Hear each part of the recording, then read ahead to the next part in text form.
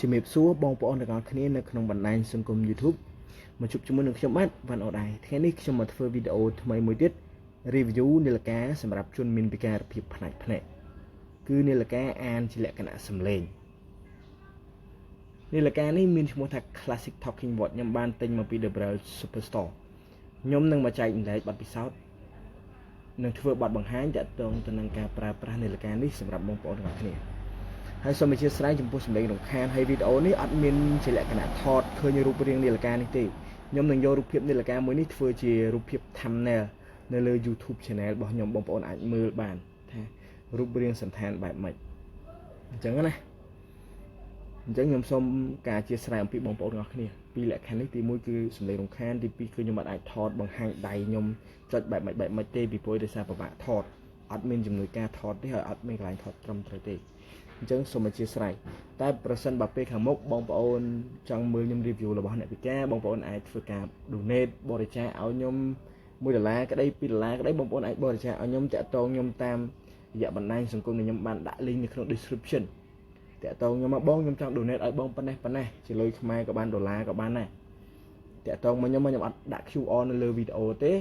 ខ្ញុំខ្លាចមានជនអាណាមឹកបន្លំជាយថាហេតុអីចឹងទៅខ្ញុំមិនមែនធ្វើវីដេអូនេះត្រូវការជំនួយពីបងប្អូនទេប៉ុន្តែប្រសិនបើបងប្អូនស្រឡាញ់ content របស់ខ្ញុំបងប្អូនអាចធ្វើការ donate ឲ្យខ្ញុំបានបាទអញ្ចឹងខ្ញុំមានការនិយាយប៉ុណ្ណឹងបាទនាឡិកានេះ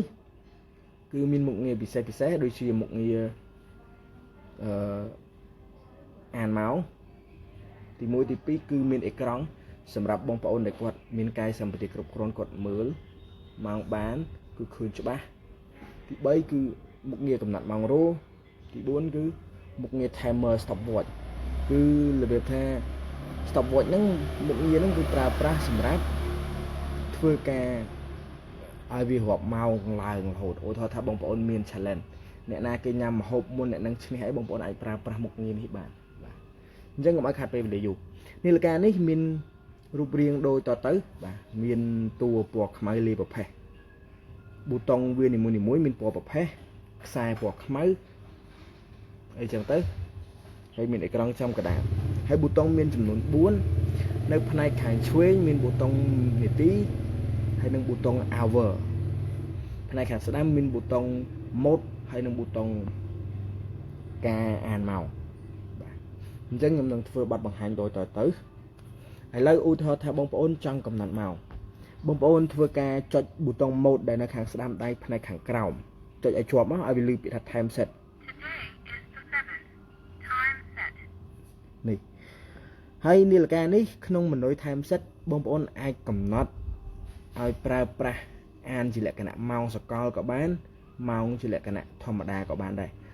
បើបងប្អូនចង់ផ្លាស់ប្ដូរវាបងប្អូនចុចប៊ូតុងនាទីដែលនៅផ្នែកខាងក្រោមតែនៅជ្រុងខាងឆ្វេងវិញចុចមកឲ្យវាដូរមកនេះវាមាន24និង12ហ្នឹងគឺអានម៉ោងធម្មតា24ហ្នឹងគឺអានជាលក្ខណៈម៉ោងសកលប្រសិនបើបងប្អូនពេញចិត្តហើយបងប្អូនធ្វើការចុចប៊ូតុង hour នៅផ្នែកខាងឆ្វេងហ្នឹងដើម្បី confirm វាបាទអញ្ចឹងខ្ញុំសូមធ្វើការអត់តន់ចាក់ចេញពីម៉ឺនុយនេះទេខ្ញុំនឹងបញ្ចូលពីរបៀបសេរីម៉ោងយ៉ាងម៉េចអីយ៉ាងម៉េចអញ្ចឹងប្រសិនបើបងប្អូនចង់ដូរទៅម៉ឺនុយបន្ទាប់បងប្អូនចុច mode ម្ដងមកដើម្បីដូរនេះ hour នេះយើងកំណត់ម៉ោង minute យើងកំណត់នាទី year set បងប្អូនអាចកំណត់ឆ្នាំខែថ្ងៃបាទកំណត់ប៉ុណ្ណឹងនាឡិកានេះខ្ញុំភ្លេចប្រាប់ថាអាចអានថ្ងៃខែបានដែរតែវាជាលក្ខណៈអានមួយដែលអត់ច្បាស់ដូចម៉ោងទេវាអានបែបនេះខ្ញុំចុច hour ដើម្បី confirm ខ្ញុំធ្វើ preview សិនអញ្ចឹងបងប្អូនចង់ឲ្យវាអានថ្ងៃខែបងប្អូនចុច mode ម្ដងមកដើម្បីវាដូរ mode វាអាន today is 7ហ្មងវាអានបញ្ជាក់ថាខែនេះខែវាអានបញ្ជាក់ថាខែនេះខែប្រមាណឬក៏អីទេវាអានបញ្ជាក់ថា today ថ្ងៃនេះគឺថ្ងៃទីប្រមាណតែប៉ុណ្្នឹងអញ្ចឹងវាជាគុណសម្បត្តិមួយកន្លែងនេះអញ្ចឹងណាអញ្ចឹងសង្ឃឹមថាបងប្អូនយល់ឥឡូវបងប្អូនចង់កំណត់ម៉ោងសុំទោសកំណត់ម៉ោងរោបងប្អូនចុចប៊ូតុង hour ដើម្បីដូរទៅ alarm វាមាន4 channel វាមាន1ទៅ4 alarm 1 2 3 4អញ្ចឹងទៅ ចឹងបើបងប្អូនមានម៉ោងរោចំនួន4ខុសៗគ្នាបងប្អូនដាក់កាលវិភាគសម្រាប់ខ្លួនឯងណាបងប្អូនអាចកំណត់តាមនឹងមកឥឡូវយើងដូរទៅម៉ូដ alarm ដើម្បីប្រើប្រាស់បានបងប្អូនអាចចុចប៊ូតុង hour មក Stopwatch. Alarm 1. ចង់កំណត់ channel មួយណាបងប្អូនឈប់កន្លែងហ្នឹងមកហើយចុចសង្កត់ម៉ូដឲ្យជាប់ Alarm 1 set. Hour set. នេះហើយវិធីកំណត់ម៉ោងរោនិងវិធីកំណត់ម៉ោងដែលឲ្យវាត្រូវជាមួយនឹងប្រទេសរបស់យើងអីហ្នឹងបងប្អូនប្រើប្រាស់ម៉ូដដើម្បីជ្រើសរើសរុយនេះរំខានដល់កហើយជាស្រ័យអញ្ចឹងបងប្អូនចុចម៉ូដដើម្បីជ្រើសរើស setting ដែលបងប្អូនចង់កំណត់មកបន្ទាប់មកបងប្អូនប្រើប្រាស់ប៊ូតុង minute ឬក៏ប៊ូតុងនាទីហ្នឹងដើម្បីរំកិលម៉ូដហ្នឹងនៅប៊ូតុងខាងស្ដាំនៅផ្នែកខាងក្រោមហើយអា minute ហ្នឹងនៅខាងឆ្វេងផ្នែកខាងក្រោមអញ្ចឹងនៅក្បែរគ្នាទេបងប្អូនចុចតាមហ្នឹងមក Minute set. Hour set. នេះបងប្អូន set hour ឥឡូវថាបងប្អូនចង់បានម៉ោងប៉ុណ្ណេះ 1 a.m. 2 a.m. ឥឡូវឧទាហរណ៍ម៉ោង2:00 Minute set. ខ្ញុំអត់ចង់កំណត់នាទីខ្ញុំចុច hour ដើម្បី confirm បាច់មកហ្នឹងហើយដើម្បីធ្វើឲ្យវារោបានបងប្អូនចុចប៊ូតុងនាទីដើម្បីបើកវាឲ្យវាលោតចេះ Alarm 1 on. នេះឃើញបើកទេហើយបើបងប្អូនចង់បិទវាវិញចុចវិញធម្មតាមកប៊ូតុងនាទីហ្នឹង Alarm 1 off. ឃើញទេ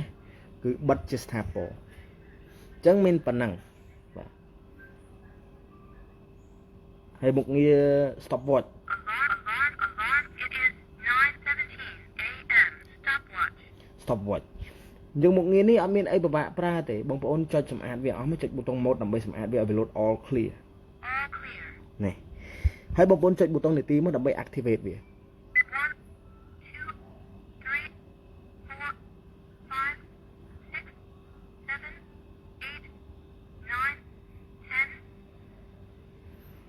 10. ហ្នឹងឥឡូវចុចប៊ូតុងនាទីវិញដើម្បីផ្អាកវា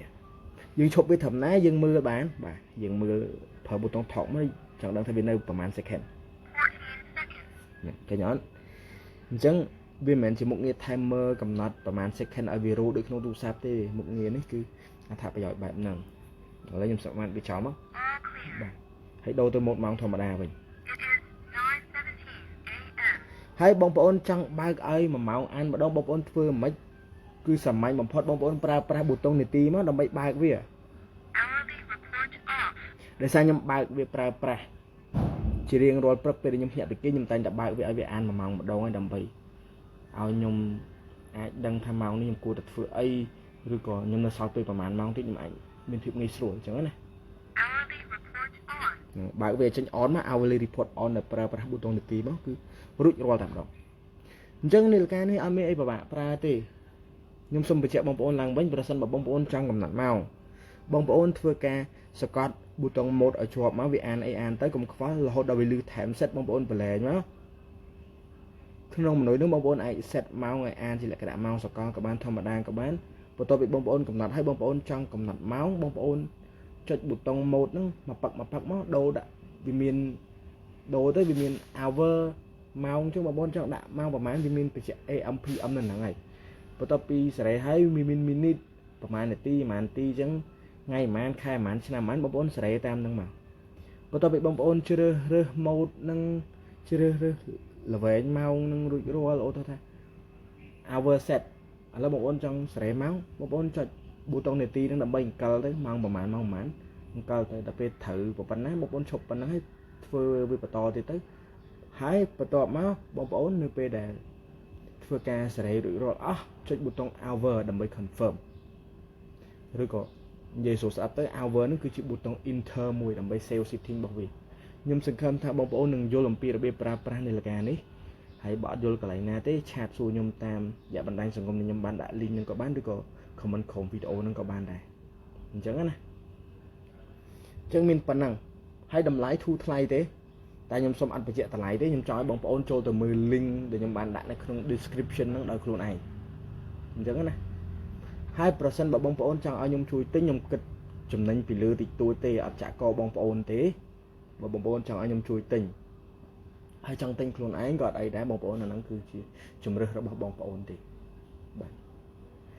អ បទពិសោធន៍ដែលខ្ញុំប្រើប្រាស់នាឡិកានេះខ្ញុំហ៊ានប្រាប់គុណសម្បត្តិវាចំនួន2ទី1តើតើទៅនឹងការអានថ្ងៃខែគឺអត់បញ្ជាក់ថា today is May 7 អីទេគឺអានបាត់ខែតែម្ដង today is 7 today is 8អីចឹងទៅវាអត់មានបញ្ជាក់ថាខែនេះខែប៉ុន្មានទេអញ្ចឹងបងប្អូនត្រូវតែផ្ទៀងផ្ទាត់នៅលើទូរស័ព្ទហើយមើល calendar លើទូរស័ព្ទដដែលហើយទី2គឺមុខងារ stopwatch មុខងារ stopwatch គឺវាអានអញ្ចឹង1 2 3 4 5រហូតដល់10គឺឈប់អានជាលក្ខណៈខ្ទង់10តែម្ដងបន្ទាប់ពីលេខ10ហើយ20 30 45ដល់1នាទីគឺស្ងាត់ឈឹងតែម្ដងអត់មានធ្វើការអានអីទៀតទេនេះគឺជាបញ្ហាគុណសម្បត្តិមួយដែលជួបប្រទះហើយនាឡិកានេះអត់មានមុខងារការពារជម្រាបទឹកទេមានមួយម៉ូតទៀតដែរតែខ្ញុំអត់ទាន់មានលទ្ធភាពក្នុងការទិញ review បើបងប្អូនចង់ឲ្យខ្ញុំទិញ review អាចឆាតសួរតម្លៃខ្ញុំទៅហើយអាច donate ខ្ញុំទៅខ្ញុំអាចទិញយកមក review ក៏អាចថាបានដែរដោយសារខ្ញុំអត់ទាន់មានលទ្ធភាពទេ channel របស់ខ្ញុំក៏អត់ទាន់ monetization ដែរតម្លៃដូចគ្នាទេតែមុខងារក៏ពិសេសជាង classic talking word នេះដែរអញ្ចឹងណាតម្លៃដូចគ្នាហើយរបៀបប្រើគឺស្តៀងគ្នាតិចតួចហើយឬក៏លើសគ្នាតិចតួចអញ្ចឹងខ្ញុំសូមប្រហែលប៉ុណ្ណឹងអញ្ចឹងវីដេអូនេះមានតែប៉ុណ្្នឹងឯងអរគុណច្រើនសម្រាប់ការចំណាយពេលវេលារបស់បងប្អូនក្នុងការទស្សនាវីដេអូនេះពីដើមរហូតដល់ចប់ចាំជួបខ្ញុំនៅវីដេអូក្រោយបាយបាយ